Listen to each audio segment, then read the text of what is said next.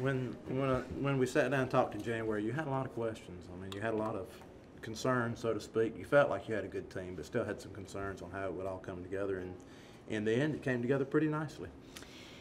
Yes, the circle, I think, was the biggest question mark in losing Alexis Silkwood, and I think Holly Ward and Cassidy Knudsen have been brilliant at times and really have put the team on their shoulders all year, and in most of the games have kept us in them and given us an opportunity to win them in most of the games. And of course, losing Caroline Seitz in the offensive lineup, we knew that her RBIs were going to be greatly missed, and I think Mia Davidson stepped up to that answer and answered that problem for us. So we thought we had it put together pretty well, but you just never know. And I think some people really stepped up to the plate. Sarai News had a better year. Morgan Bells had a better year. She's having the best year that she's had yet. Both of them, Morgan and Sarai. So Emily Heimberger has had a great year, and so has Kat Moore. So I feel like we had some people step up that needed to, and replace some kids that we had lost, some heavy hitters. You were rattling off the accolades to the team, and obviously this team knows they're this close to kind of being in that top 16 and kind of being elite, just that close. And that's got to be a good motivational factor going into the weekend, knowing that you can compete with anybody. Absolutely, and we have been right in there. There are several of our series, SEC series, this year. We could have swept or they could have swept. It could have gone either way in several of our series, and they know they belong.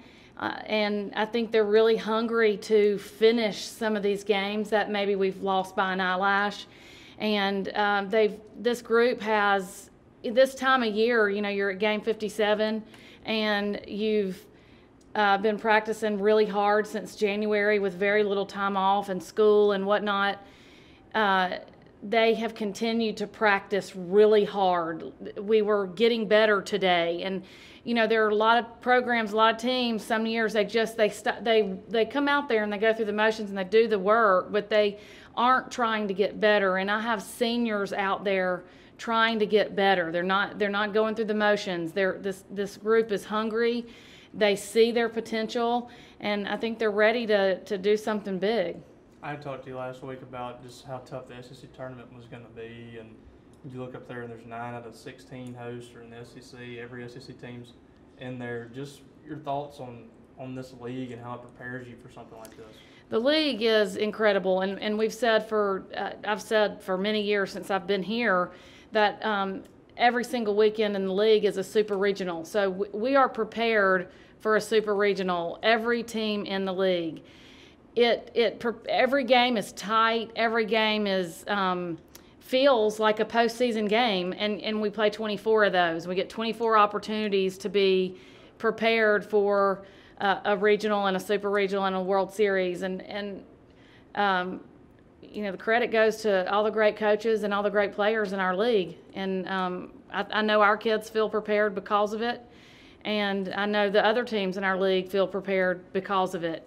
And, my hat goes off to the other 12 coaches and the other 12 assistant coaches of the other 12 schools and all their players, because everybody is grinding, working hard, and everybody comes to the SEC for the same reason, and that's to win national championships. I'm sure you'll kind of delve deeper into the teams you're playing, but any preliminary thoughts on those other 3 teams, especially maybe Arizona and North Dakota State? Well, North Dakota State, who we open up with, is the notorious for upsets. They've beaten OU more than once in a regional, and I think people where's North Dakota, especially in the South. I mean, that's very far away from here, and I think people overlook them, and we're going to make sure that that we're prepared and we're not overlooking anybody. St. Mary's, is that the name?